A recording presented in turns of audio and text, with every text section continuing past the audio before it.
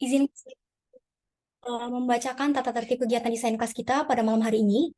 Yang pertama adalah peserta diharapkan on-cam selama kegiatan berlangsung dan menggunakan virtual background yang telah disediakan.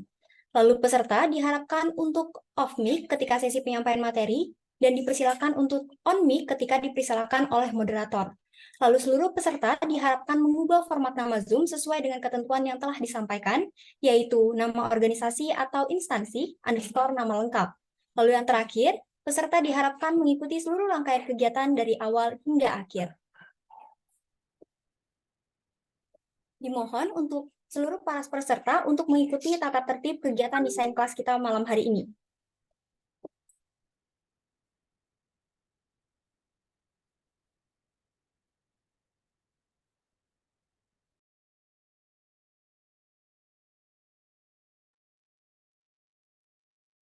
Baik, langsung saja kita mulai acara kita pada malam hari ini.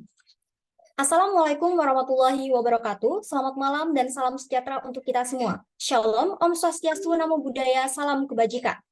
Kepada yang terhormat, Direktur Laukus Eva Unsri periode 2022-2023, Saudari Agatia Rukmana Simamora beserta jajarannya. Namun sebelumnya, sebuah kehormatan bagi saya untuk memperkenalkan pembicara kita pada malam hari ini, yang terhormat Kak Syifa Hadida, selaku pembicara pada desain kelas malam ini. Serta tak lupa seluruh partisipan yang saya banggakan. Sebelumnya, perkenalkan terlebih dahulu, saya Zafira Ayudhya Pratiwi selaku moderator yang akan memandu acara kita pada malam hari ini hingga akhir nanti. Puji serta syukur kita panjatkan kehadirat Tuhan Yang Maha Esa atas limpahan rahmat dan hidayahnya lah kita semua dapat berkumpul pada malam hari ini untuk menghadiri acara desain kelas #1 dengan tajuk Ready with Canva, Create Your Own Infographic Design and Make It Masterpiece. Selanjutnya, yakni menyanyikan lagu Indonesia Raya. Kepada operator, disilahkan.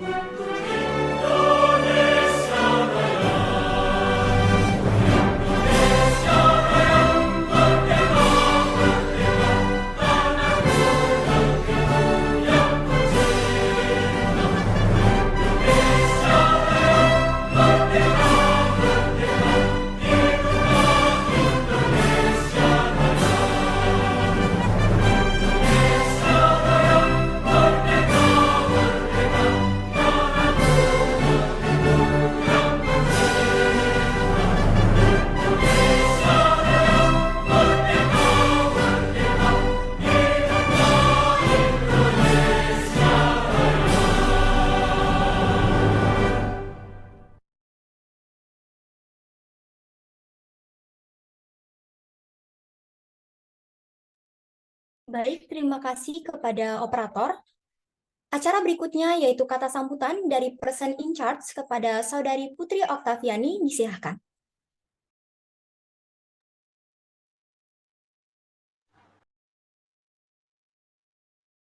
Oke, sebelumnya suara saya terdengar nggak? Dengar. Assalamualaikum warahmatullahi wabarakatuh. Selamat malam semuanya. Salam sejahtera bagi kita semua. Salam Om Swastiastu, Namo Buddhaya, Salam Kebajikan.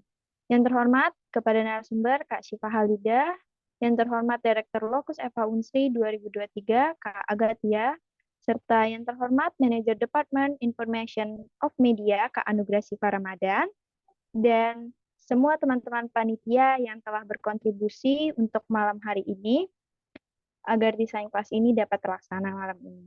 Perkenalkan, saya Putra Oktaviani, mahasiswa Fakultas Hukum sebagai PIC dari desain kelas kali ini. Sedikit intermezzo, jadi desain kelas ini dirancang untuk teman-teman yang membutuhkan pengetahuan baru tentang desain with Canva, especially di bidang infografis. Malam ini bersama narasumber kita, Kak Syifa Halida, yang telah bersedia untuk sharing bersama kita malam hari ini. Saya harap desain kelas ini bisa menjadi jembatan ilmu untuk teman-teman yang telah berpartisipasi malam ini. Dan saya juga sangat mengucapkan terima kasih kepada para partisipan malam hari ini yang telah mengeluangkan waktunya untuk join desain kelas malam ini. Demikian yang dapat saya sampaikan. Enjoy the event. Terima kasih. Wassalamualaikum warahmatullahi wabarakatuh. Terima kasih kepada Saudari Putri atas kata sambutannya. Selanjutnya yaitu kata sambutan dari Manager of Department Information Media kepada Saudara Anugrah Syifa Ramadan, disilahkan. Tes. Suaraku kedengeran nggak?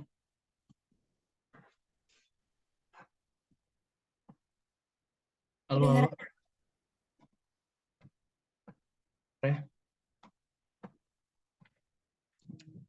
Assalamualaikum warahmatullahi wabarakatuh. Salam, Om Swastiastu, Namo Buddhaya, salam kebajikan bagi kita semua. Yang saya hormati, narasumber kita pada acara malam hari ini, Kak Syifa Khalida.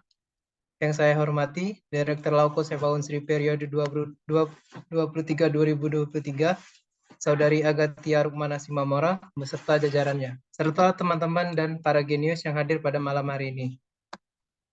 Sebelumnya, izinkan saya memperkenalkan diri. Saya Anugrah Syifa Ramadan, selaku Manager of Information Media 2023. Saya mengucapkan terima kasih yang sebesar-besarnya kepada narasumber kita, panitia, petugas acara, dan juga teman-teman yang sudah menyempatkan hadir pada kegiatan hari ini. Zaman semakin berkembang, perubahan dan keperluan zaman semakin tinggi, sama halnya dengan keperluan untuk public design dan sosial media. Namun, perlu dilihat bahwa hanya kurang pemahaman terhadap aplikasi desain bagi beberapa orang. Maka dari itu, pada malam hari ini, Infomed mengadakan kelas desain yang berjudul Ready with Canva, Creative Your Own Infographic Design and Make It Masterpiece.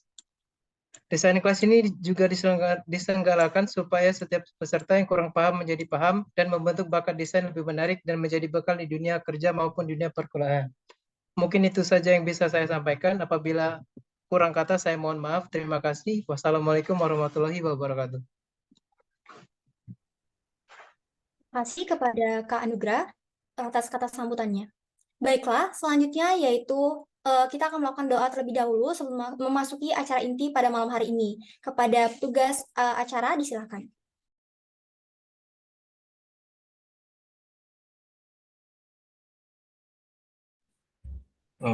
Tes.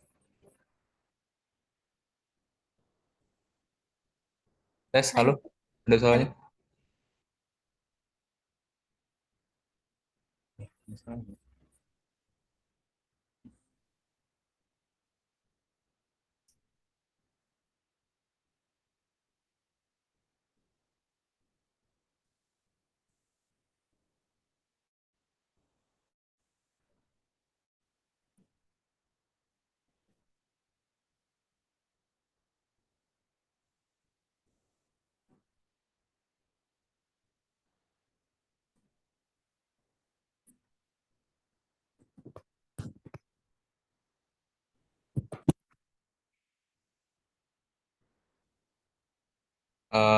Assalamualaikum warahmatullahi wabarakatuh.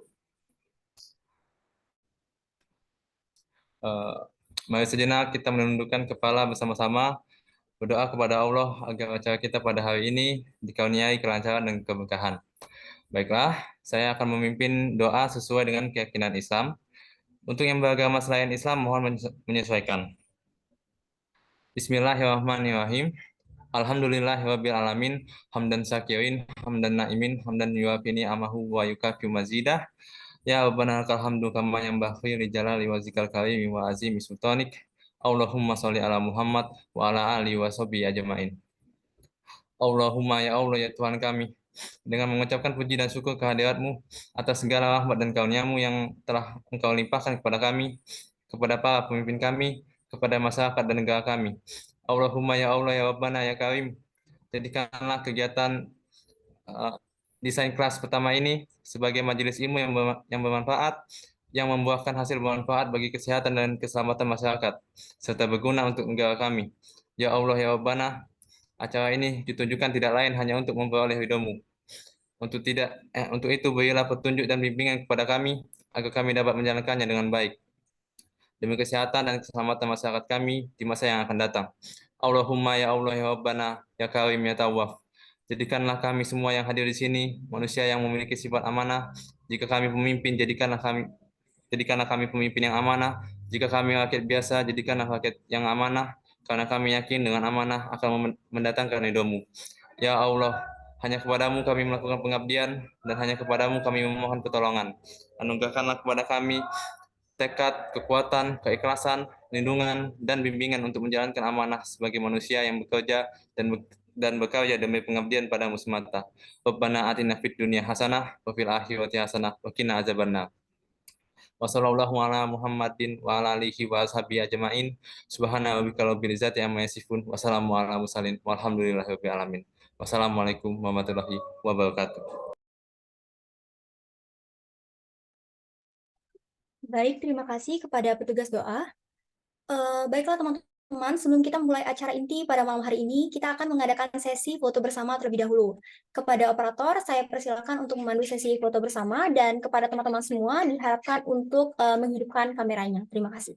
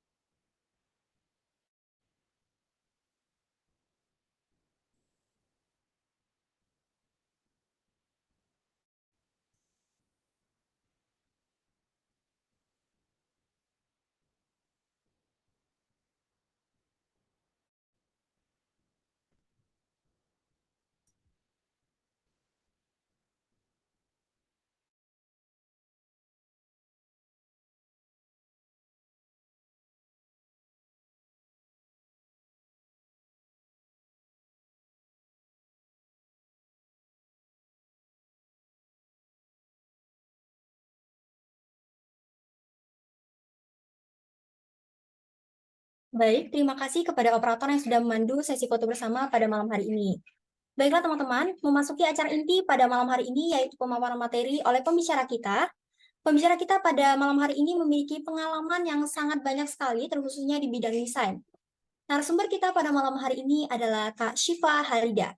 Kak Syifa Halida sedang menjalani pendidikan di program studi kewirausahaan di Universitas Pendidikan Indonesia. Kak Syifa Halida ini sendiri memiliki banyak sekali pengalaman maupun prestasi, terkhususnya di bidang desain. Adapun pengalaman dan prestasi dari Kak Syifa Halida antara lain yaitu Kak Syifa pernah menjadi ketua bidang Kominfo Lintar UPI Tasikmalaya, menjadi juri kegiatan kompetisi media matematika FKIP Universitas Sultan Ageng Tirtayasa, lalu menjadi mikro mentor digital talent scholarship Kominfo, lalu menjadi juri lomba desain microblog Lintar Competition UPI Tasikmalaya, lalu menjadi Dirjen MBKM Kementerian Pendidikan dan Penelitian BEM Rema UPI Tasikmalaya. Tak hanya pengalaman, Kak Syifa juga memiliki prestasi di bidang desain yang begitu banyak, yaitu menjadi pembicara webinar desain komplit with Canva, UKM Kewirausahaan dan Industri Ekonomi Kreatif UIN Sunan Ampel, Surabaya. Lalu menjadi pembicara webinar pelatihan desain Canva, Forum Ukhuwah dan Studi Islam, Fakultas Pertanian, Universitas 11 Maret. Lalu menjadi pembicara pelatihan desain with Canva, Hima Ilmu Kesehatan Masyarakat, Fakultas Kesehatan Masyarakat, Universitas Andalas. Lalu menjadi pembicara Canva Training Level Up Your Social Media Level Up Your Business, Fakultas Psikologi Universitas Diponegoro. Lalu menjadi pembicara pelatihan desain Canva Peluang Bisnis Jasa menggunakan desain Canva, Rumah BUMN Tasikmalaya. Baik, izinkan saya selaku moderator untuk menyapa narasumber kita pada malam hari ini. Selamat malam Kak Syifa, apa kabarnya nih Kak? Halo Kak, selamat malam. Suara saya terdengar dengan jelas ya? Jelas Kak? Oke. Alhamdulillah baik Kak. Kak David, gimana nih kabarnya? Halo? Halo, Bagaimana nih Kak suaranya kabar? terdengar. Iya Kak, terdengar. Ya baik. Ya Alhamdulillah sehat, baik. Kak Jafira bagaimana kabarnya? Alhamdulillah Kak, baik juga. Semoga Kakak selalu diberikan kesehatan ya Kak. Oh iya Kak, Zafira izin tanya nih, untuk akhir-akhir ini kira-kira kesibukan Kakak tuh apa ya? Oke, mungkin untuk kesibukan akhir-akhir ini selain jadi mahasiswa tingkat akhir, biasanya saya juga masih aktif ya untuk berbagi konten di Instagram, di YouTube, sama di TikTok Kak. Wah, produktif sekali Kak Syifa ini ya. Semoga kita juga bisa produktif seperti Kak Syifa ya teman-teman. Oke.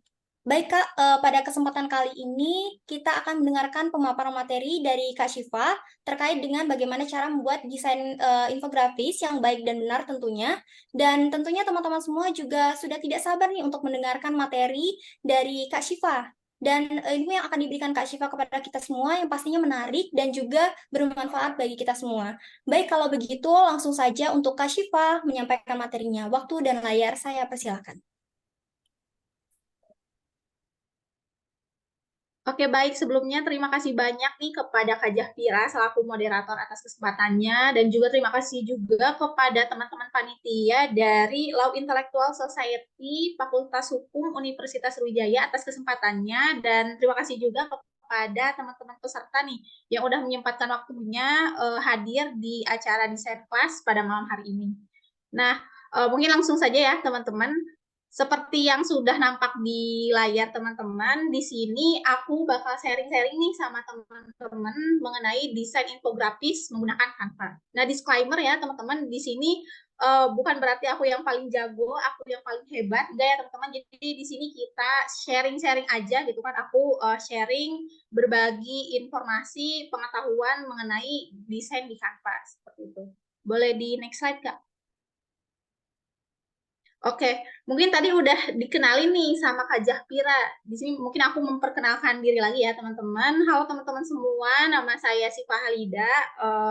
Saya biasanya berbagi konten desain seputar Canva itu di 3 platform, ada di Instagram, di YouTube, dan juga di TikTok ya. Jadi teman-teman mungkin ada yang udah follow atau yang udah mungkin kepoin ya sebelum-sebelumnya, bisa juga nih teman-teman untuk follow akun aku ya, karena biasanya di sana aku bakal lebih banyak sharing-sharing gitu ya, berbagi konten seputar desain di Canva seperti itu.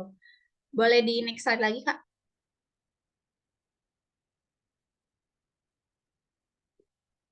Nah, mungkin sebelum masuk ke inti materinya ya teman-teman, aku di sini mau sedikit sharing-sharing terlebih dahulu nih, sharing santai sama teman-teman mengenai pengalaman aku desain di Canva gitu ya. Karena kan gak bakal mungkin ataupun gak tiba-tiba aku tuh tiba-tiba diundang gitu ya ada di posisi saat ini, itu juga pasti melalui proses gitu ya teman-teman. Nah, di sini kapan sih gitu kan awalnya aku mengenal Canva gitu kan, mengenal Canva terus mencoba mengulik-ulik desain di Canva ini tuh di tahun 2019 ya teman-teman, tepatnya ketika waktu SMA.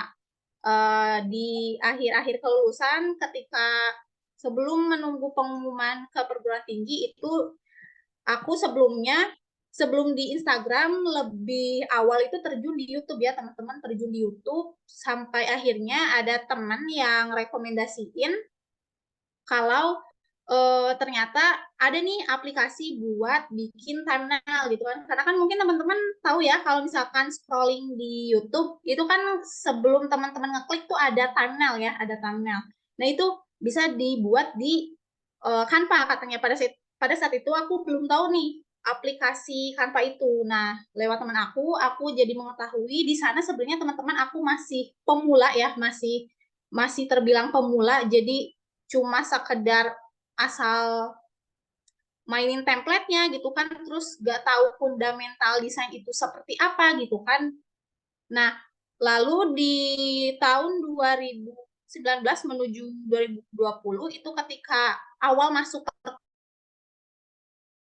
kuliahan kan biasanya. Nah, di sana poin di kepanitiaan ikut organisasi itu aku langsung ditempatkan di divisi desain ya, ditempatkan di divisi desain gitu. Entah kenapa gitu kan tiba-tiba aku dimasukin di divisi desain padahal aku gak ada basic sama sekali mengenai desain gitu kan teman-teman. Nah, terus di sana mencoba untuk survive gitu ya, jatuh bangun di sana karena benar-benar aku gak ada basic sama sekali seputar desain itu. Lama-kelamaan di sana aku banyak belajar juga, jatuh bangun, makin lama jadi tahu kesalahan aku di mana, dan seiring berjalannya waktu juga sambil improve gitu ya untuk belajar desain ini. Terus pada akhirnya aku memberanikan diri untuk membuat akun Kensi ya di Instagram itu pada bulan Mei 2021 hingga sekarang ya masih aktif juga. Nah, kenapa sih mungkin teman-teman ada yang tanya kenapa sih nggak langsung mulai di tahun 2020? Sebenarnya udah ada keinginan untuk membuat akun Kensi di Instagram di tahun 2020, cuman pada saat itu aku merasa kapasitas aku belum mumpuni gitu ya, masih banyak kekurangannya, dan hingga saat ini juga masih terus belajar gitu ya teman-teman. Dan di 2021 inilah titik puncaknya gitu kan, aku rasanya kayaknya udah cukup deh gitu kan buat memberanikan diri buat bikin konten pertama kali gitu. Untuk bikin konten ini sebenarnya aku gak ada ekspektasi sama sekali ya yang nantinya tuh bakal banyak followers atau bakal banyak diundang pemateri dan lain sebagainya, itu gak ada ekspektasi sama sekali ya teman-teman. Di luar itu ternyata seiring berjalannya waktu mencoba untuk konsisten di 3 bulan pertama. Nah, mulai bermunculan tuh banyak yang follow gitu kan, terus kerjasama dengan berbagai instansi itu bermunculan gitu kan, kayak gitu. Nah, selanjutnya terkait target audiensnya itu buat siapa sih gitu kan. Untuk target audiensnya itu untuk small business, pelajar, dan juga mahasiswa gitu ya. Jadi ada tiga target audiens itu kan. Kenapa small business? Karena background aku juga dari bisnis juga ya, dari prodi kewirausahaan bisnis juga, banyak teman-teman aku small business owner. Nah, di sana aku merasa pengen bantu juga nih teman-teman small business owner gitu kan, karena kekurangan dari mereka kebanyakan tuh gak bisa bikin kontennya atau sekedar bikin pamflet promosi bisnis seperti itu. Nah, selanjutnya untuk target audiens mahasiswa atau pelajar, karena background aku mahasiswa, jadi secara tidak langsung gitu kan aku merujuk ke tiga target audiens tersebut. Nah, untuk tujuannya itu sesimpel hanya sekedar pengen ngebantu orang lain agar bisa bikin desain di Canva gitu kan. Karena pada saat awal pertama kali membuat akun ini, itu tujuan aku tuh ada satu orang aja yang ngerasa bermanfaat, itu udah seneng banget gitu kan. Aku gak ekspektasi bisa sampai saat ini gitu. Jadi ada satu orang aja yang ngerasa terbantu dengan postingan aku, itu udah senang gitu ya, kayak gitu. Nah, itu mungkin sharing-sharing terkait pengalaman aku ya, mengenal Canva dari 2019 hingga sekarang. Boleh di next, Kak. Nah, selanjutnya apa sih desain grafis itu gitu kan? Karena kan desain infografis itu merupakan bagian dari desain grafis gitu ya. Jadi apa sih sebenarnya desain grafis itu? Desain grafis adalah sebuah bentuk seni dengan tujuan untuk memecahkan masalah komunikasi melalui kombinasi elemen seperti bentuk, garis, warna, dan sebagainya. Jadi unsur-unsur elemen itu bisa dibuat untuk membuat desain seperti itu ya teman-teman. Jadi di sini tuh tujuan utama dari desain grafis ini tuh untuk memecahkan masalah komunikasi dengan melalui kombinasi elemen seperti bentuk, garis, warna, dan sebagainya. Boleh di next lagi?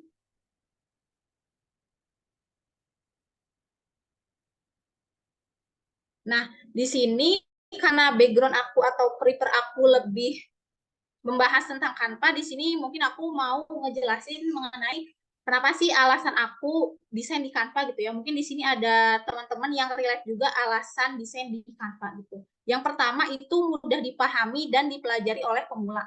Kenapa sih bisa dibilang Canva ini tuh recommended banget buat pemula karena tools-toolsnya itu sangat mudah dipahami, bener gak nih teman-teman? Ini aku cerita ketika pertama kali menggunakan Canva itu teman-teman, ketika mencoba untuk explore di Canva itu toolsnya tidak membuat bingung gitu. Aku nggak kesusahan gitu sebagai pemula gitu, karena saking apa ya memudahkan kita untuk explore berbagai fitur atau tools yang ada di Canva gitu. Makanya menurut aku Canva ini sangat friendly banget untuk pemula gitu ya, untuk yang mau mencoba bikin desain. Lalu yang kedua adalah bisa menghemat waktu dalam membuat desain. Kenapa bisa dibilang menghemat waktu? Karena di Canva ini kan udah ada elemen ya teman-teman, udah ada elemen kayak foto, terus ada video, ada musik juga, stok di Canva tuh banyak banget, sama font juga. Jadi teman-teman tuh gak harus download dulu fontnya di Dafont atau mau cari-cari rekomendasi elemen foto di luaran Canva tuh di Canva memang sudah sangat memfasilitasi gitu. Makanya bisa dibilang kenapa Canva ini tuh bisa menghemat waktu gitu dalam membuat desain. Lalu yang ketiga adalah penyimpanannya tuh tidak terlalu butuh spek yang tinggi ya teman-teman. Jadi tidak terlalu memakan RAM gitu ya kalau misalkan teman-teman mau download. Nah yang keempat ini yang paling aku suka tuh Canva ini tuh fleksibilitas gitu ya. Jadi teman-teman kalau misalkan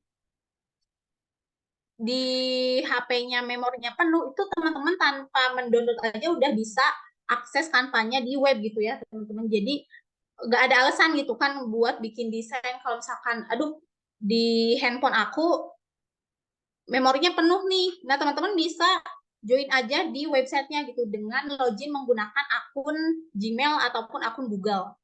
Nah selain itu Canva ini juga bisa diakses selain di laptop, bisa di handphone juga gitu ya. Jadi nggak ada alasan kalau misalkan ada tugas ataupun ada suatu hal yang mengharuskan bikin desain di Canva, aduh laptopnya nggak dibawa nih gitu kan. Nah bisa juga kan ini bikin desainnya di handphone kayak gitu. Nah selanjutnya fitur Canva-nya itu bervariatif dan senantiasa terus update. Kenapa bisa dibilang terus update?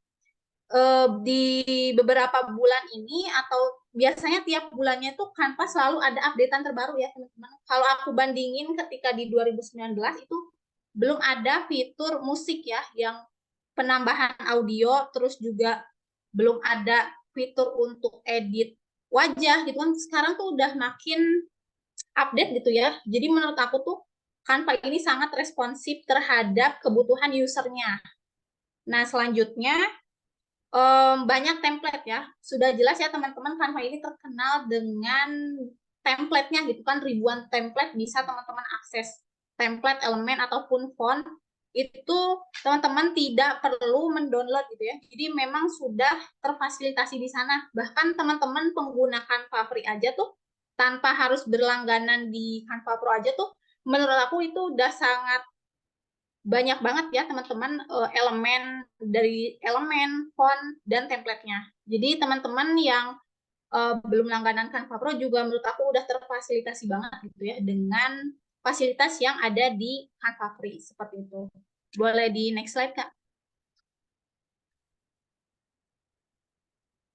Nah, selanjutnya ini udah masuk ke ranah spesifiknya ya teman-teman. Tadi gambaran terkait desain grafis. Nah, sekarang apa sih desain infografis itu gitu ya? Untuk infografis ini merupakan singkatan dari information dan grafik ya. Jadi infografis ini adalah bentuk visualisasi data di mana kita harus menyampaikan informasi yang kompleks ya. Karena kan biasanya infografis itu banyak banget informasinya ya. Kenapa bisa dibilang kompleks itu karena memang membuat info-info yang memang harus dicantumkan gitu ya. Informasi yang kompleks ini gimana caranya bisa mudah dipahami oleh pembaca gitu ya. Gimana caranya nih desain yang kompleks ini bisa sampai gitu kan ke pembaca seperti itu. Nah, itu terkait definisi dari desain infografis. Boleh di next lagi?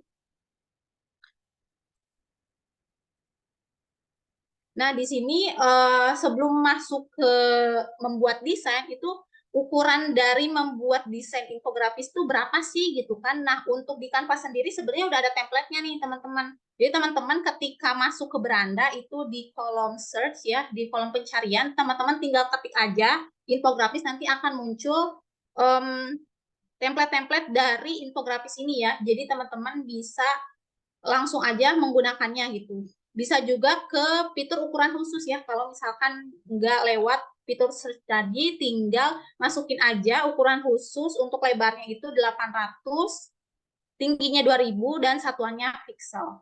Nah, mungkin ini untuk yang sebelah kanan itu gambaran dari desain infografis sendiri. Boleh di next lagi. Nah, sebenarnya untuk infografis ini kan kebanyakannya tuh pusing ya, kendalanya tuh Kak bingung di layoutnya, di layout dari infografis ini gitu kan. Karena biasanya yang umumnya tuh kayak ya udah gitu, judul, tema, terus isinya gitu kan, poin-poin yang harus dicantumkan. Sebenarnya ada beberapa referensi dari layout infografis ini ya. Teman-teman bisa cari di Google atau di Pinterest juga banyak, itu teman-teman tinggal ketik aja keywordnya adalah referensi layout infografis. Nah, seperti yang sudah nampak di layar ini ada 6 ya, ada 6 opsi untuk referensi dari layout infografis yang nantinya bakal aku jelasin nih poin per poinnya. Boleh di next lagi Kak. Nah, untuk jenis dari layout infografis ini yang pertama ada umpan yang berguna ya.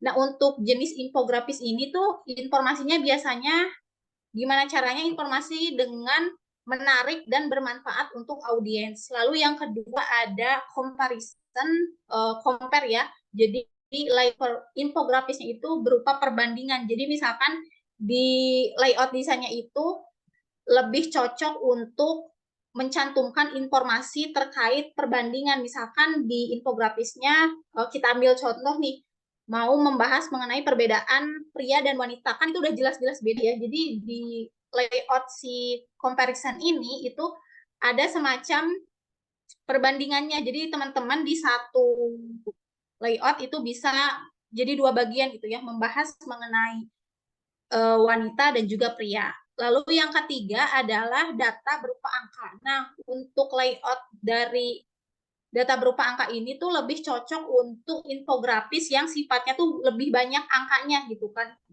Memuat mengenai kuantitatif ataupun statistik. Nah, biasanya ini infografis yang informasinya tuh mengenai data penduduk di Indonesia misalnya ya. Data penduduk Indonesia dari tahun 2015 sampai 2023. Nah, itu kan pasti bagusnya tuh kan dibikin grafik ya, dibikin grafik atau bagan gitu kan, dan jumlah dari total penduduk kan berupa angka ya, bisa jutaan gitu kan. Nah, makanya lebih bagus untuk menggunakan layoutnya yang berupa angka. Lalu yang keempat itu roadmap atau peta jalan.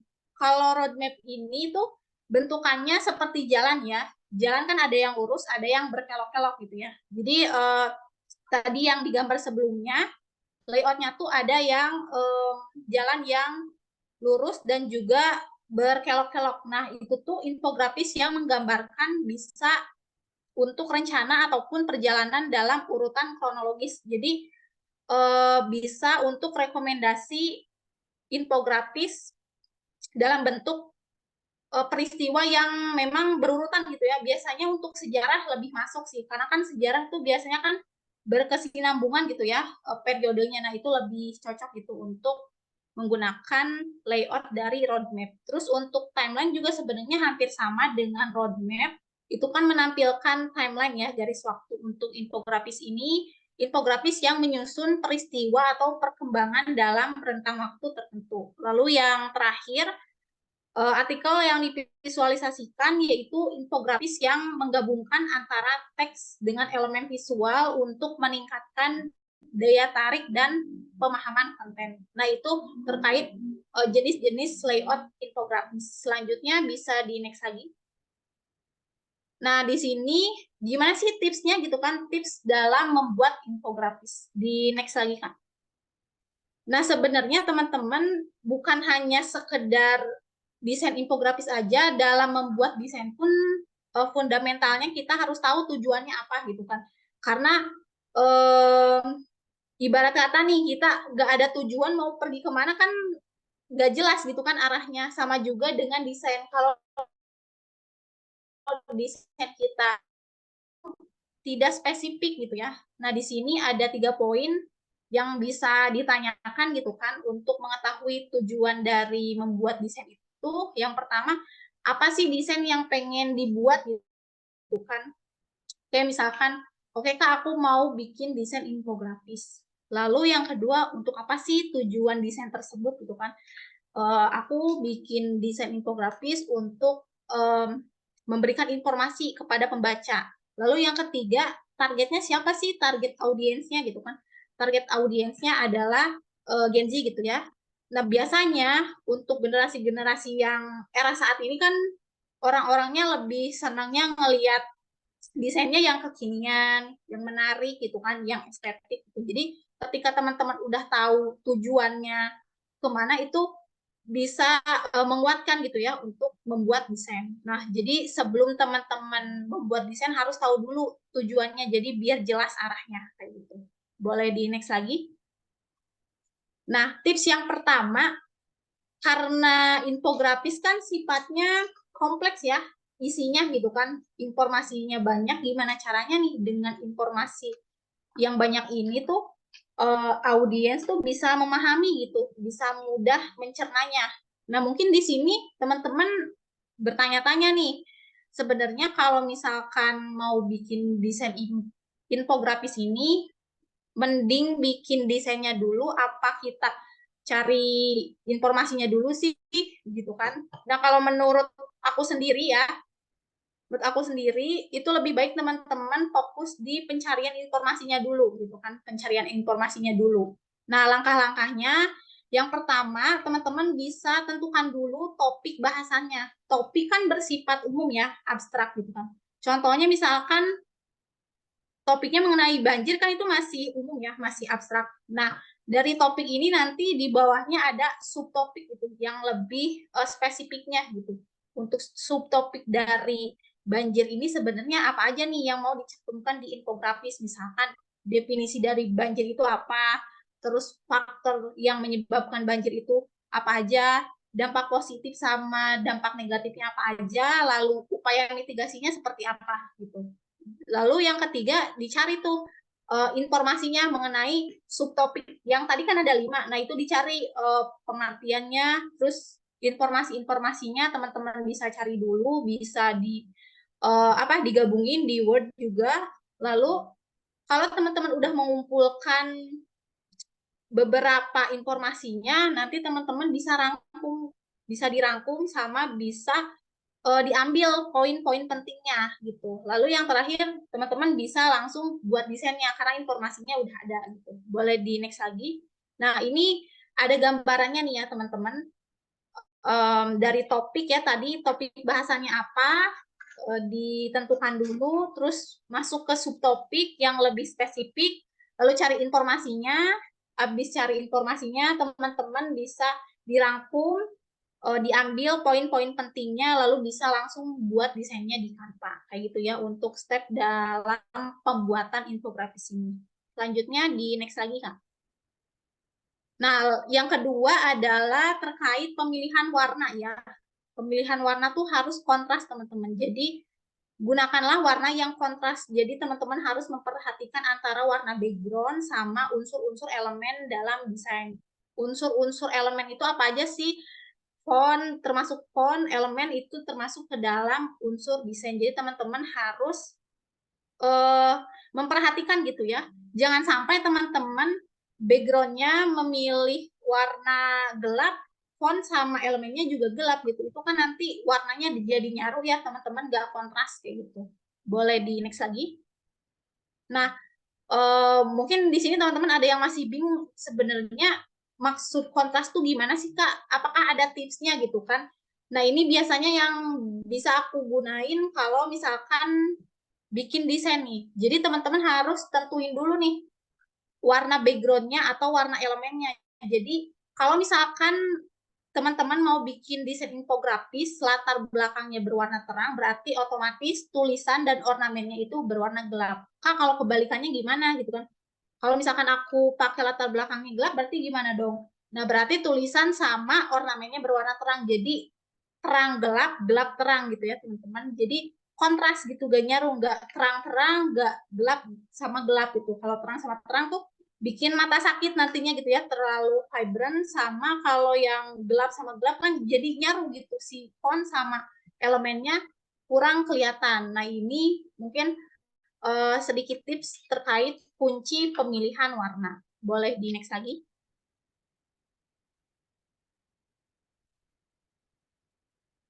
Nah, di sini Kak ada gak sih rekomendasi dalam menggunakan palet warna atau kombinasi warna? Sebenarnya teman-teman kalau kita bahas mengenai warna itu banyak ya, teman-teman bisa ngabisin berapa slide. Jadi di sini aku ambil poin-poin pentingnya aja yang seenggaknya bisa ngebantu teman-teman nih. Jadi biasanya aku suka menggunakan palet warna gitu ya. Palet warnanya rekomendasinya ada di Canva Palette Generator yang pertama. Jadi di Canva-nya sendiri itu di webnya ada Canva Palette Generator. Jadi teman-teman bisa mengakses si web ini tuh buat nyari tahu kombinasi warna yang tepat tuh seperti apa. Terus juga ada rekomendasi palet warna yang bisa teman-teman gunakan. Nah, yang kedua bisa teman-teman cari di Pinterest ataupun Google Search ya. Jadi teman-teman tinggal masukin aja kata kuncinya atau keywordnya di Pinterest ataupun Google terkait color palette, nanti akan muncul opsi-opsi warna yang bisa teman-teman gunakan. Nah, di Instagram juga sebenarnya banyak juga nih akun Instagram yang memang prepare ya tuh lebih membahas soal warna gitu kan. Ada colors.han, ada AWSM Colors, ada colors.cafe, ada ui.color, ada colors.co. Nah, ini beberapa rekomendasi yang bisa teman-teman gunakan gitu ya kalau misalkan teman-teman masih kebingungan dalam memilih warna seperti itu. Boleh di next lagi? Nah, yang ketiga adalah pemilihan elemen nih. Biasanya kan bingung ya untuk desain infografis ini terkait pemilihan elemen yang tepat tuh kayak gimana gitu. Nah, yang pertama itu usahakan teman-teman harus menggunakan elemen yang sesuai dengan topik. Topik yang mau dipilih tuh apa gitu kan, kayak tadi misalkan topiknya terkait banjir ya, berarti teman-teman fokus untuk mencari elemen seputar banjir gitu. Kalau misalkan agak stuck dalam pencarian elemen, teman-teman bisa gunain kata kunci dari subtopiknya. Tadi kan subtopiknya ada 5. Nah, itu bisa dicari dari mulai faktor yang menyebabkan banjir apa, itu bisa dicari gitu kan. Misalkan kan poin dari faktor penyebab banjir kan salah satunya sampah ya. Nah, itu biasanya bisa teman-teman di pencarian elemen itu tinggal di ketik aja gitu kan terkait elemen yang digunakan. Lalu yang kedua, diusahakan teman-teman jangan terlalu banyak menggunakan elemen ya. Jangan terlalu banyak menggunakan elemen karena apa? Dikhawatirkan ketika teman-teman terlalu banyak menggunakan elemen, audiens atau pembaca itu nanti akan lebih fokus ke elemennya dibanding ke isi teksnya, poin yang harus disampaikannya gitu kan. Jadi usahakan tidak terlalu menggunakan elemen, karena kalau misalkan teman-teman terlalu banyak menggunakan elemen itu bisa terkesan kurang rapi ya teman-teman, terlalu ramai gitu. Lalu yang ketiga itu teman-teman bisa juga pakai elemen dari satu kreator, karena kan di tiap elemen yang ada di Canva itu tuh ada kontributornya, ada penciptanya gitu kan. Nah, teman-teman bisa pakai dari satu kreator, atau kalau misalkan Kak, tapi kalau misalkan cuma ambil dari satu kreator kan nggak ada variasinya gitu. Nah, bisa juga teman-teman menggunakan elemen dari kreator lain. Jadi bisa disesuaikan sama keinginan teman-teman. Lalu yang keempat, itu jangan pakai elemen yang muncul di opsi pertama. Maksudnya tuh gini teman-teman. Misalkan nih, teman-teman bikin desain infografis. Itu kan kalau misalkan teman-teman ikut lomba ataupun ada tugas, topiknya tuh sama ya, satu topik untuk berapa orang gitu. Misalkan kalau lomba kan ditentuin nih, misalkan lomba desain infografis, temanya tentang digital marketing, itu kan yang ikut pasti banyak kan, otomatis nanti teman-teman agak bingung gitu. Duh, kalau misalkan kompetitor teman-teman ataupun saingan teman-teman bikin desainnya di Canva juga nih pasti pakai elemen kata kunci digital marketing. Jadi gimana nih gitu kan? Nah, tipsnya teman-teman ketika mencari elemen yang pengen teman-teman cari gitu ya sesuai topik, usahakan jangan pilih yang paling atas, karena kan misalkan gini nih teman-teman, di kolom pencarian diketik digital marketing itu kan pasti ada muncul opsi elemen yang paling atas sama yang bawah ya. Nah, biasanya kan orang-orang akan langsung pilih yang paling teratas kan, rekomendasi paling atas. Itu kan biasanya pasti bakal banyak digunain. Jadi teman-teman usahain harus scroll lagi ke bawah gitu ya, cari lagi, karena biasanya ketika teman-teman scroll agak ke bawah itu masih banyak desain di elemen-elemen yang bagusnya gitu kan, elemen-elemen yang bagus yang nantinya tuh teman-teman kalau misalkan pakai elemen yang agak di bawah gitu ya, tidak di pencarian atas tuh nggak sama gitu kan sama orang lain gitu. Bisa juga tips yang kedua itu teman-teman ketika sudah ketemu satu elemen nih, oh ini elemennya cocok nih buat ditaruh di desain teman-teman, itu kan di atas ya, di atas si elemen kan ada titik 3 ya, teman-teman bisa klik lalu nanti muncul opsi tampilkan elemen yang serupa. Nah, itu hidden gem dari pencarian elemen, rekomendasi elemen yang sama. Nah, itu juga bisa teman-teman gunakan untuk mencari elemen yang tidak banyak digunakan seperti itu. Next, bisa di next lagi. Nah, selanjutnya ini mungkin ada beberapa rekomendasi elemen yang bisa digunakan di desain infografis teman-teman. Nah, di sini aku memberikan rekomendasi untuk elemennya ini, enggak yang spesifik ya teman-teman, karena kalau spesifik kan pasti beda-beda topiknya. Cuman ini bisa digunakan di berbagai infografis pada umumnya gitu kan, karena elemen ini biasanya umum dan sering digunakan di desain infografis. Yang pertama ada garis dan bentuk. Nah, untuk garis dan bentuk ini udah pasti ya teman-teman, ada garis. Garis kan biasanya sering digunakan gitu kan untuk panah-panah, terus juga bentuk, untuk bentuk lingkaran, segitiga, kotak itu pasti sering digunakan. Lalu yang kedua itu ada bagan atau grafik ya, yang tadi sebelumnya udah dijelaskan, layout untuk berupa angka, berupa statistik kan lebih bagusnya menggunakan elemen bagan atau grafik. Lalu next lagi Kak. Elemen yang ketiga itu ada sticky note nih, teman-teman bisa gunakan juga untuk dicantumkan di desain teman-teman. Lalu juga ada opsi gradien. Nah, ini mungkin ada empat elemen yang bisa teman-teman gunakan untuk di desain infografis. Selanjutnya di next lagi. Nah, tips yang keempat adalah terkait pemilihan font. Jadi selain tadi warna ya, warna, terus elemen, pemilihan font juga sangat penting. Kenapa sih pemilihan font itu penting gitu kan? Yang pertama, itu karena akan berpengaruh pada merek. Contohnya gini, misalkan di sini ada teman-teman small business owner nih. Teman-teman punya bisnis di bidang kuliner, taruhlah kue ya. Kuenya ini dia tuh pengen nge-branding bahwa kue ini tuh kue yang lucu, estetik, dan juga enak. Terus teman-teman, logo ataupun nama yang digunakan dalam penamaan si bisnis kuenya itu malah menggunakan font yang kaku gitu kan, yang serius. Jadi kan orang ketika membacanya juga sebenarnya ini tuh kuenya itu mau nge-brandingnya tuh kue yang kayak gimana sih? Padahal kan tampilannya tuh lebih ke kue yang cute gitu kan, kue yang estetik, tapi malah menggunakan font yang serius atau yang kaku gitu. Nah, itu kan akan berpengaruh terhadap merek gitu. Lain halnya kalau misalkan teman-teman kalau mau nge-branding bisnisnya, bisnis kuenya yang estetik, yang lucu, berarti kan teman-teman harus menggunakan font yang estetik gitu kan. Contohnya font gaya Google itu ada font-font Korea gitu kan, terus ada font Mary Kay yang lebih estetik gitu. Jadi itu sangat mempengaruhi terkait pemilihan font. Lalu yang kedua adalah menarik perhatian pembaca. Nah, ini sangat berpengaruh banget ya teman-teman, karena poin dari desain sendiri kan untuk penyampaian informasi gitu. Kalau misalkan pembaca aja udah gak tertarik, gimana mau sampai gitu kan informasinya.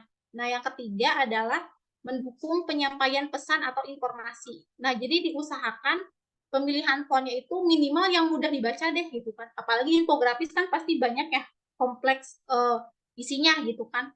Nah, gimana caranya nih fontnya tuh teman-teman pakai font yang memang mudah dibaca gitu. Jangan sampai teman-teman udah mau bikin desain infografis terus malah pilih font yang jenis handwriting gitu ya teman-teman, yang bersambung gitu.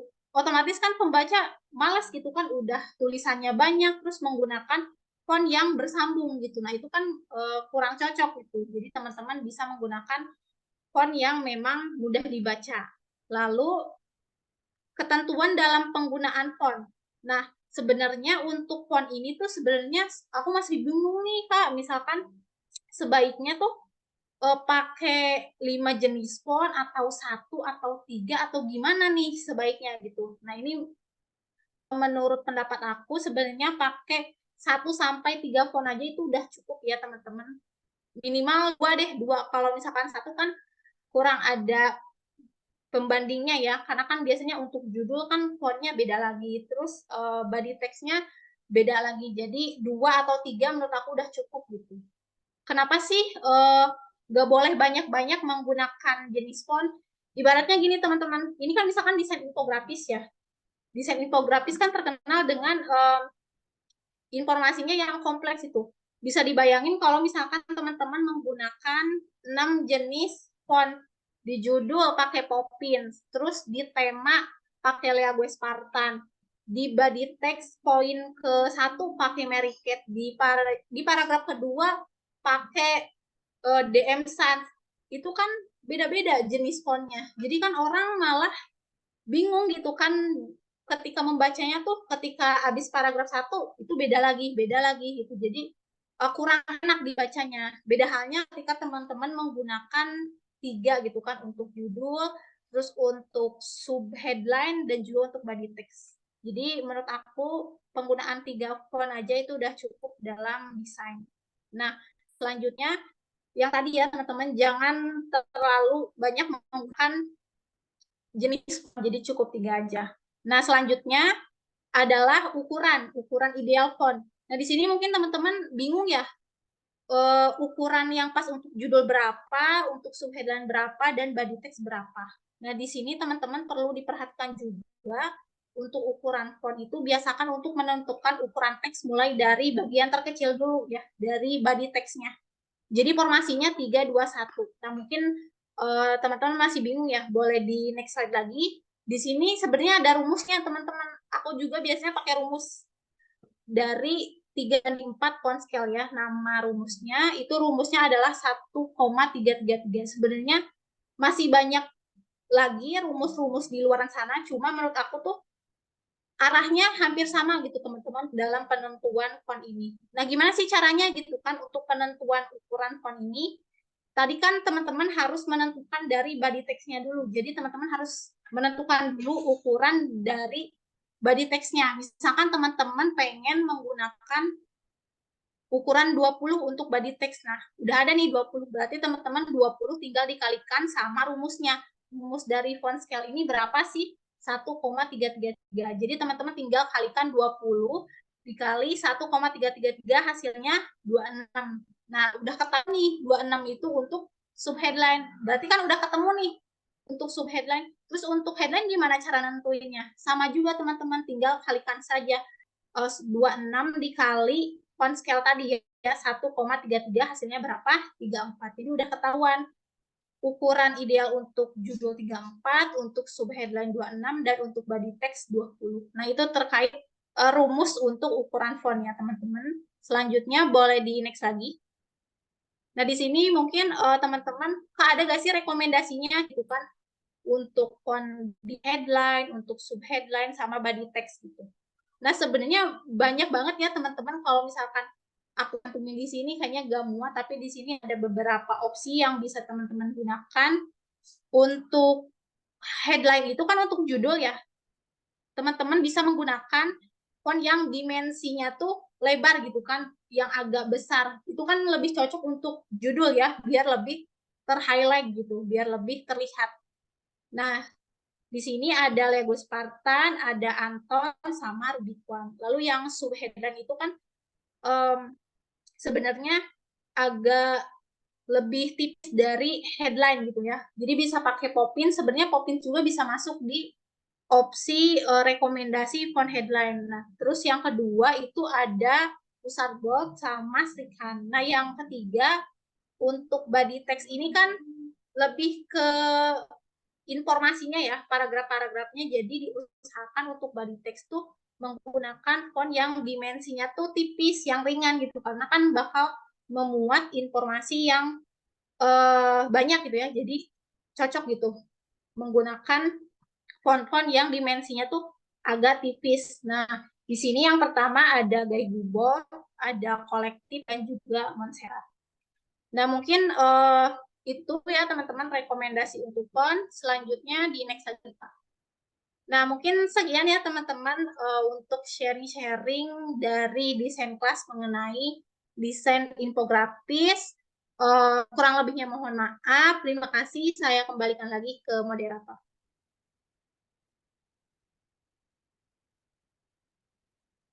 Baik, terima kasih Kak Syifa atas pemaparan materinya tadi yang sangat informatif dan bermanfaat sekali bagi kita semua yang penasaran nih bagaimana cara membuat infografis yang baik dan benar. Tentunya tadi Kak Syifa sudah banyak sekali memberi kita ilmu mengenai tips-tips bagaimana cara membuat infografisnya.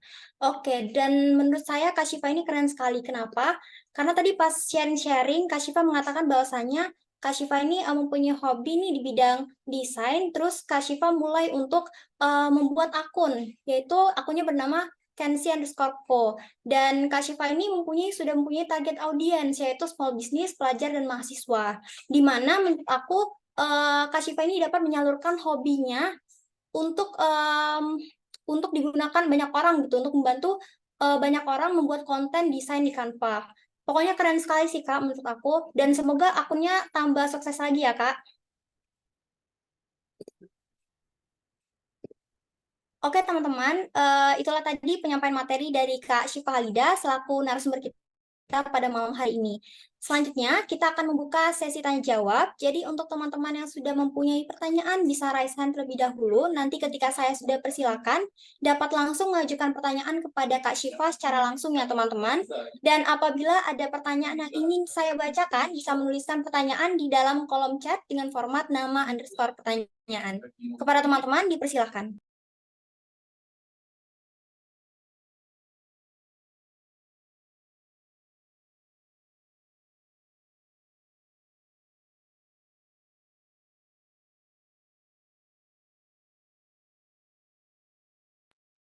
Baik, sudah ada nih penanya pertama kita nih, yaitu Kak Agatia Rumana Simamora, yaitu Direktur Laukus Foundry periode 2022-2023. Kepada Kak Agatia.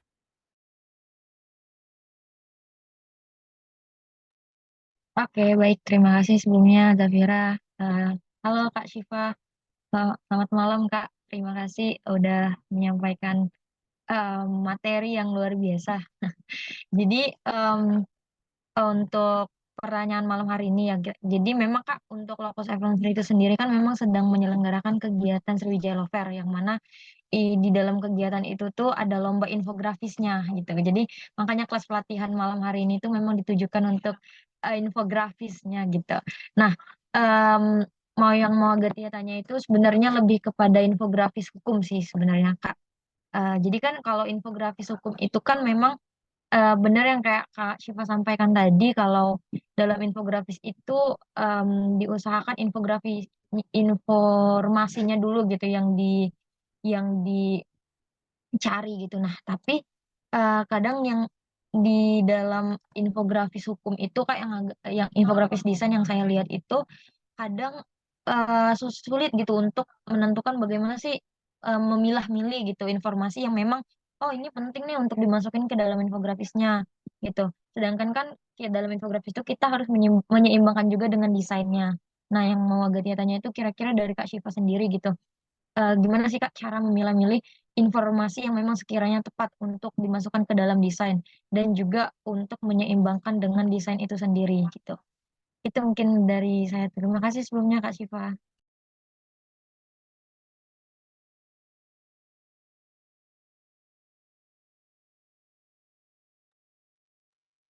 Baik, Kak Oke, Syifa, bisa ini langsung langsung dijawab. dijawab aja, Kak. Oke, sebelumnya terima kasih banyak atas pertanyaannya, Kak Agatia. Dan sebelumnya aku mau, ini ya Kak, untuk terkait infografis ini sebenarnya pas awal kakak menghubungi aku ini menarik nih gitu kan bahasanya tentang infografis karena biasanya ketika saya mengisi tuh lebih banyak tuh pamflet lagi wah ini menarik nih oh ternyata aku baru tahu oh ternyata di Unsri ini di FH Unsri ini lagi mau ngadain lomba infografis seperti itu ya.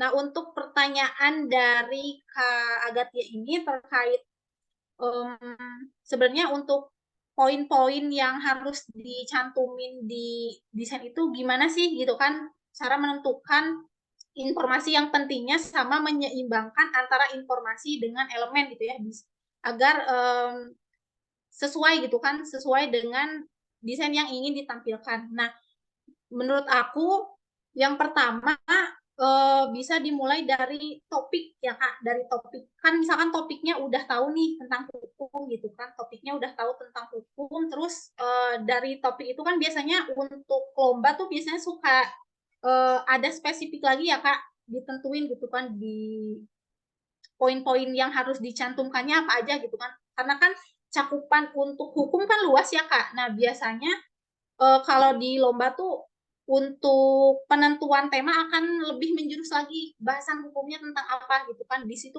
kan yang pertama untuk memudahkan si peserta gitu kan, untuk memudahkan peserta lomba dalam membreakdown poin-poin apa saja yang harus dicantumkan di desain itu. Jadi dimulai dari topik itu nanti muncul opsi tema ya Kak. Untuk tema tuh sebenarnya udah mulai spesifik menurut aku ya ketika pencantuman tema kan udah menjurus gitu temanya terkait apa sih untuk hukum ini gitu kan.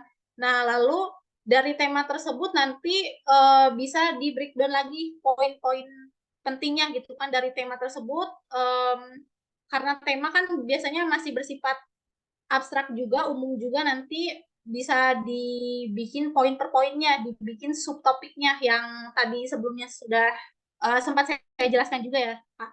Jadi nanti tuh akan memudahkan gitu kan kalau misalkan dari topik udah ketemu terus dari temanya juga udah mengarah lebih spesifik baru dibuatkan subtopiknya apa aja nih. Jadi nanti ketahuan gitu mana informasi yang memang harus dicantumkan sama yang tidak gitu. Jadi nanti otomatis akan tereliminasi gitu kalau misalkan dari tema sendiri udah cukup menjurus gitu kan untuk pemilihannya seperti itu. Lalu untuk penyesuaian antara informasi sama elemen gimana gitu kan biar seimbang gitu. Sebenarnya di sini harus fokus di informasinya dulu gitu kan, di informasinya dulu. Jadi jangan sampai teman-teman tuh malah fokus di desainnya gitu. Karena kalau misalkan fokus di desainnya dulu tuh malah nantinya kopas gitu. Udah dibikin nih kotak per kotak untuk paragraf, ya udah teman-teman tinggal masukin aja deh di kotak A, terus tinggal dimasukin aja deh di kotak B gitu. Itu kan kelihatan kurang bagus gitu ya. Jadi malah kelihatan kayak kopas gitu, cuma kayak ya udah tinggal ditempelin gitu. Nah, itu kan kurang bagus gitu. Jadi makanya ketika sudah tahu poin-poinnya yang harus dicantumkan apa, baru teman-teman bisa masukin dulu ke desainnya nanti tahu nih layoutnya mau dibuat seperti apa gitu. Nanti kan ketahuan gitu kan layoutnya mau dibikin seperti apa, baru deh bisa mencari elemen-elemen yang memang sesuai dengan topiknya gitu. Jadi ketika penempatan informasinya sudah ada space ya, teman-teman bisa memasukkan elemen yang memang sesuai dengan topiknya. Itu mungkin Kak untuk jawaban dari pertanyaan Kak Gatia, semoga terjawab. Terima kasih. Terima kasih Kak Syifa. Aku boleh follow up question nggak Kak? Boleh, boleh.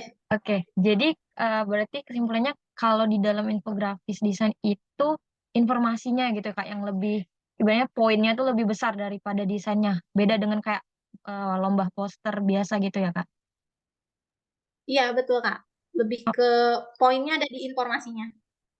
Oke, oke. Oke, terima kasih banyak Kak Syifa udah sangat jelas pertanyaannya. Terima kasih Kak. Oke Kak, kita lanjut ke pertanyaan yang berikutnya ya.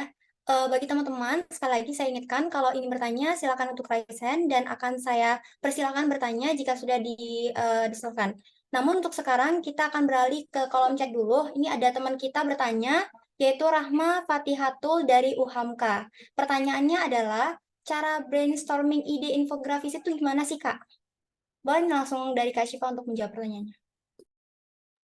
Oke, baik. Terima kasih atas pertanyaannya. Cara untuk brainstorming sebenarnya tadi ya, dimulai dari topik ya, teman-teman. Dimulai dari topik, ketika topiknya sudah tahu seperti apa, berlanjut ke tema ya. Dari tema juga sudah tahu nih temanya apa, nanti teman-teman bisa buatkan apa ya, indikator-indikator dari tema tersebut gitu kan. Nanti bisa teman-teman cari tuh kalau misalkan temanya udah ketemu, teman-teman tinggal cari di Google indikator dari tema aja itu muncul ya. Itu proses brainstorming juga gitu. Indikator-indikatornya sudah ketemu, nah nanti teman-teman tinggal cari tuh indikator dari tema tersebut gitu. Nah, itu udah termasuk ke dalam brainstorming ide gitu. Jadi udah untuk memudahkan teman-teman ya dari topik ke tema, dari tema cari tahu indikatornya apa, dicari, nanti teman-teman bisa tahu tuh poin-poin yang nantinya dicantumkan di desain teman-teman seperti itu. Itu mungkin Kak untuk jawaban dari pertanyaannya. Terima kasih. Bagaimana Kak Rahma atas jawaban dari pertanyaannya?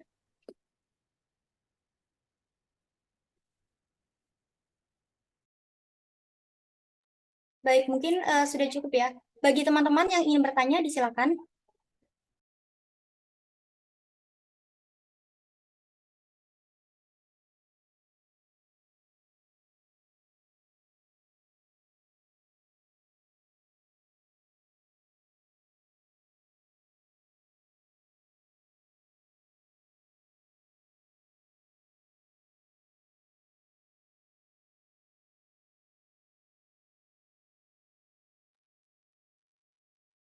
Oke Kak, selain dari kolom chat, waktu di Gform itu kami sudah menyiapkan kolom untuk bertanya. Jadi ada beberapa pertanyaan yang masuk ke kami, dan mungkin untuk pertanyaan ini bisa Kakak jawab. Oke, jadi pertanyaannya adalah bagaimana membuat karya kita terlihat menjual dan menarik bagi banyak orang, yang dimana menurut kita telah menjual dan menarik, tetapi untuk orang lain tidak. Nah, itu gimana Kak? Mohon jawabannya Kak. Oke, terima kasih sebelumnya untuk pertanyaannya. Gimana caranya kan ya, memvalidasi bahwa desain yang kita buat tuh sebenarnya udah bagus gitu kan. Nah, di sini tuh sebenarnya ada sisi egoisme dari seorang desainer ya. Nah, kadang aku juga kayak gitu. Misalkan aku udah bikin desain nih, menurut aku tuh udah bagus banget gitu kan, udah bagus banget. Tapi kan belum tentu bagus menurut orang lain gitu ya. Nah, di sini tipsnya mungkin ketika teman-teman udah membuat desain, udah membuat karya, dan teman-teman udah rasa desain itu udah bagus nih, aku udah mengikuti fundamental dari desain itu seperti apa, teman-teman juga jangan apa ya, jangan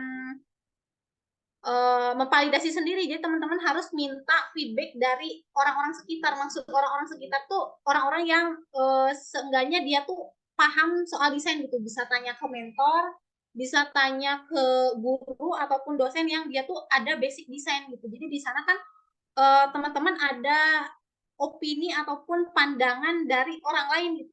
Ternyata menurut orang lain tuh oh ada kekurangan nih gitu kan dari desain kita gitu. Jadi caranya ketika teman-teman udah berusaha untuk membuat desain yang bagus, teman-teman juga jangan lupa untuk minta feedback ya, minta feedback ke orang yang memang lebih paham ataupun seenggaknya dia paham mengenai desain gitu. Jadi nanti tuh kita pasti akan dikasih masukan-masukan seperti itu, Kak. Nah, di sana kan ketika kita menerima saran gitu kan, oh ternyata masih ada kekurangannya, diperbaiki lagi. Nanti kan jadi hasilnya lebih bagus seperti itu. Mungkin itu jawaban untuk pertanyaannya. Oke, terima kasih Kak. Baiklah Kak, untuk teman-teman yang ingin bertanya, boleh nih untuk raise hand-nya. Nanti saya persilakan untuk bertanya.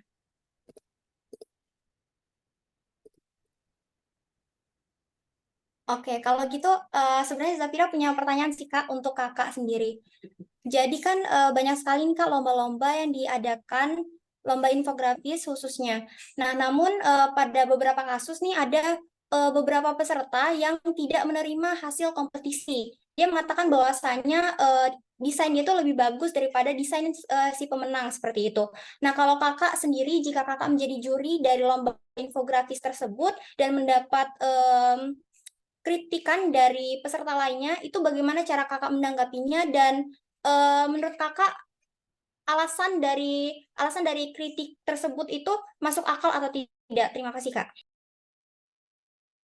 Oke, sebelumnya terima kasih Kak Jafi atas pertanyaan. Ini menarik ya teman-teman, karena aku juga ada sedikit ya pengalaman sebagai juri dan juga sebagai peserta gitu. Jadi aku ada dua perspektif gitu ya. Kalau dari segi peserta, aku posisiin aku sebagai peserta ya Kak. Sebagai peserta, aku pernah mengikuti lomba dan ternyata aku tidak masuk gitu kan di juara tersebut, dan aku agak sedikit menyalahkan ya, kenapa nih, sebenarnya kan desain aku bagus gitu kan. Nah, di situ ternyata di perlombaan tersebut tuh tidak ada transparansi nilai Kak. Jadi kan di situ membuat semacam bingungan di peserta gitu kan, penilaiannya tuh seperti apa sebenarnya gitu kan, penilaian dari hasil desain ini gitu. Karena pada saat itu memang tidak ada transparansi nilai, cuma dikasih tahu peringkat 1, 2, 3, tidak tahu di belakangnya penilaiannya seperti apa gitu. Itu dari segi peserta gitu. Jadi menurut aku yang tadi Kak Jafira sebutkan juga sebenarnya aku alamin gitu kan. Karena dari segi peserta sendiri aku nggak tahu transparansi nilai itu seperti apa gitu. Nah, ketika aku memposisikan diri sebagai juri di situ, aku mencoba untuk membuat penilaian dari desain tersebut gitu. Benar-benar aspek dari penilaiannya itu memang dicantumkan gitu, jadi harus ada informasi yang jelas di awal sih Kak sebenarnya di perlombaan itu. Jadi biasanya kan ada SK-nya ya, ada term of referensinya. Jadi di situ disebutkan aspek-aspek yang dinilai itu apa aja gitu kan, poin bobotnya berapa gitu. Nah, di situ sebagai panitia atau pihak penyelenggara yang mau menyelenggarakan lomba itu sebaiknya harus mempunyai transparansi penilaian gitu Kak. Ada ininya, hasil nilainya. Jadi semua peserta yang ikut lomba itu ada peringkat dari nilai-nilainya gitu. Jadi ketika pengumuman gitu kan, ada salah satu peserta yang merasa bahwa desain dia bagus tapi kok tidak menang, ya panitia bisa memberikan itu penilaiannya. Ada penilaiannya serta ada surat ininya Kak. Kalau nggak salah pas itu aku buat untuk surat yang ditandatangani oleh pihak panitia sama pihak instansinya gitu. Jadi valid gitu ya. Sama pihak jurinya juga. Jadi itu udah jelas ditandatangani sama pihak-pihak penting sama juri gitu. Jadi peserta ya tidak bisa mengelak gitu, karena memang transparansi nilai sudah diberikan dan juga sudah ditandatangani sama pihak yang bertanggung jawab. Seperti itu Kak. Mungkin untuk jawaban dari pertanyaan Jafira. Baik Kak, terima kasih atas jawabannya. Kalau misalkan Zafira bisa simpulkan, intinya kalau misalkan lomba itu kita harus menyiapkan maaf Kak, izin. Berarti kita harus menyiapkan transparansi nilai seperti itu ya Kak. Oke, jadi kita langsung saja untuk pertanyaan selanjutnya, yaitu dari Anissa. Kepada Anissa, disilakan untuk bertanya. Baik, suara aku kedengeran nggak? Lanjut, Nis. Halo Kak Syifa, maaf aku sebelumnya izin off cam. Jadi aku punya pertanyaan simpel aja untuk Kakak. Jadi misal nih Kak ikut lomba poster infografis gitu, itu boleh nggak sih pakai Canva doang dan nggak pakai elemen-elemen buatan sendiri? Menurut Kakak gimana? Terima kasih. Mohon maaf Kak, untuk pertanyaannya bisa diulang. Kalau di saya kurang terdengar. Ini Kak, misal kita ikut lomba poster gitu, lomba infografis. Nah, itu boleh nggak sih pakai Canva doang elemen-elemennya atau harus dari elemen buatan sendiri? Oke, untuk pertanyaan dari Kak Anissa sendiri, kalau misalkan mau ikut lomba gitu ya, itu kita baiknya pakai elemen yang ada di Canva atau buat sendiri gitu ya, Kak. Iya, Lebih, benar. nah ya. Nah, yang pertama itu bisa disesuaikan sama peraturan yang ada di lombanya, Kak. Biasanya suka ada spesifikasi peraturannya gitu. Misalkan ada beberapa perlombaan yang memang tidak boleh menggunakan elemen di luar aplikasi Canva gitu. Ada juga yang memang membebaskan untuk mencari elemen tambahan. Nah, Kakak bisa mengikuti dulu sesuai peraturan lombanya gitu. Kalau misalkan di peraturan lombanya boleh menggunakan elemen di luar aplikasi, ya udah berarti Kakak bisa menggunakan elemen dari luar aplikasi Canva. Terus juga kalau misalkan di kriterianya juga membolehkan untuk membuat elemen sendiri, berarti Kakak bisa juga gitu menggunakan elemen yang Kakak buat. Itu sebenarnya untuk menggunakan elemen yang dibuat sendiri itu lebih unik gitu ya, ada lebih unik gitu, lebih berbeda nantinya dari kompetitor karena kan memang dibuat sendiri gitu ya, dan kecenderungan untuk sama dengan kompetitor juga kayaknya kemungkinannya kecil gitu. Jadi yang pertama Kakak bisa ikuti dulu peraturan yang ada di lombanya tersebut. Kalau memang membolehkan ya Kakak bisa menggunakan, kalau misalkan tidak dibolehkan berarti ya ikuti saja gitu aturannya. Mungkin itu untuk jawaban dari pertanyaan Kak Nisa. Oke Kak, terima kasih.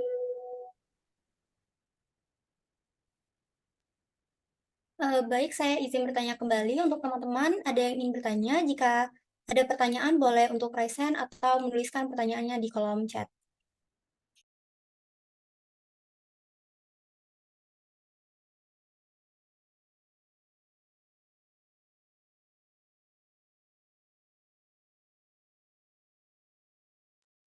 Baiklah, mungkin tidak ada pertanyaan lagi dari teman-teman semua. Baik, saya ucapkan terima kasih kepada Kak Syifa Halida atas semua jawaban yang telah diberikan dan semoga jawaban dari Kak Syifa dapat menjawab pertanyaan dari teman-teman semua. Kemudian, sebelum saya tutup sesi diskusi kita pada malam hari ini, boleh nih dari Kak Syifa sendiri untuk memberikan closing statement-nya nih Kak. Saya persilakan untuk menyampaikan closing statement Kak. Oke, baik. Terima kasih Kak Jafira. Mungkin sedikit ya teman-teman untuk closing statement malam kali ini. Dari aku mungkin terus banyak belajar ya teman-teman.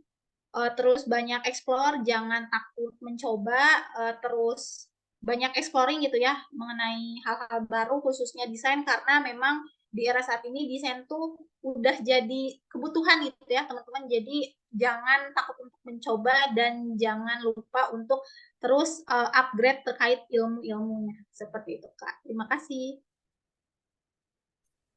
Baik Kak, saya ucapkan terima kasih yang sebesar-besarnya kepada Kak Syifa Halida yang sudah meluangkan waktunya untuk berbagi ilmu bersama kita semua yang berada di sini.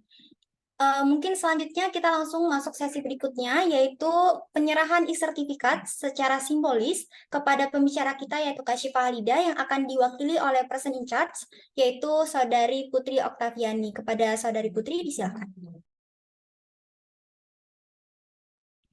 Oke, selamat malam. Halo Kak Syifa. Halo Kak Putri, selamat malam juga. Oke, ini ada e-certificate dari Lokus Eva Unsri untuk Kak Syifa. Semoga sertifikat ini bisa membawa dampak baik, bisa dipakai untuk kedepannya buat Kak Syifa. Terima kasih banyak Kak Syifa. Mohon diterima ya.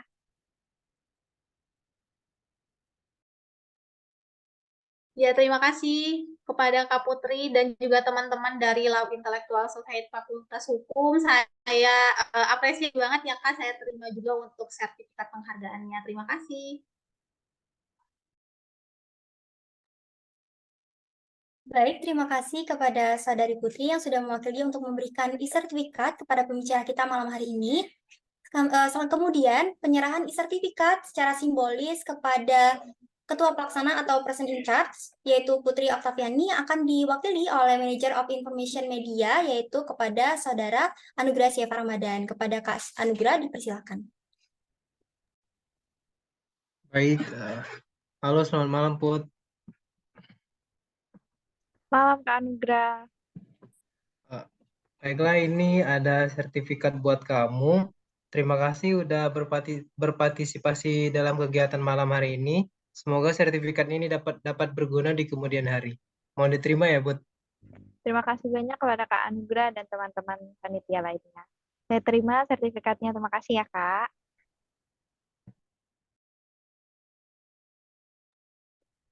Baik, terima kasih kepada Kak Anugrah yang telah mewakili untuk memberikan sertifikat kepada Person in Charge. Baiklah teman-teman, acara demi acara telah terlaksana. Kata bijak mengatakan bahwasanya tiada gading yang tak retak, tiada salah yang tak termaafkan. Saya, Zafira Widya Pratiwi, selaku moderator, izin menyampaikan mohon maaf atas segala kesalahan dan kekurangan pada malam hari ini, dan terima kasih atas partisipasi yang sangat luar biasa dari teman-teman semua. Saya ucapkan wassalamualaikum warahmatullahi wabarakatuh. Shalom, Om Shanti Shanti Om, Namo Buddhaya.